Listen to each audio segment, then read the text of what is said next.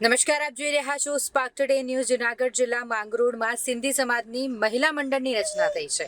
માંગરોળ શ્રી ઝૂલેલાલ મંદિર ખાતે સમસ્ત સિંધી સમાજની મહિલાઓની એક મિટિંગ યોજાઈ, જેમાં માંગરોળ સિંધી સમાજની મહિલા મંડળની નવી ટીમની રચના કરાઈ. પ્રમુખ તરીકે લક્ષ્મીબેન કોટક, ઉપપ્રમુખ તરીકે દ્રૌપદીબેન મંગલાણી, લલિતાબેન મૂલચંદાણી, ખજાનજી તથા સેક્રેટરી તરીકે વનિતાબેન સોમૈયા, સલાહકાર અને વોટ્સએપ ગ્રુપમાં મેસેજ પ્રસારક તરીકે જીયાબેન લાલવાણી સહિતના અન્ય હોદ્દેદારોની વરણી કરાયા હતા કે તમામ નવનિયુક્ત હોદ્દેદારોને ઉપસ્થિત મહિલાઓ દ્વારા ફૂલહાર પહેરાવીને અભિનંદન પાઠવવામાં આવ્યું. જય ઝૂલેલાલ. આજ રોજ માંગરોળમાં સિંધી સમાજની મહિલા મંડળની મીટિંગ યોજાઈ હતી.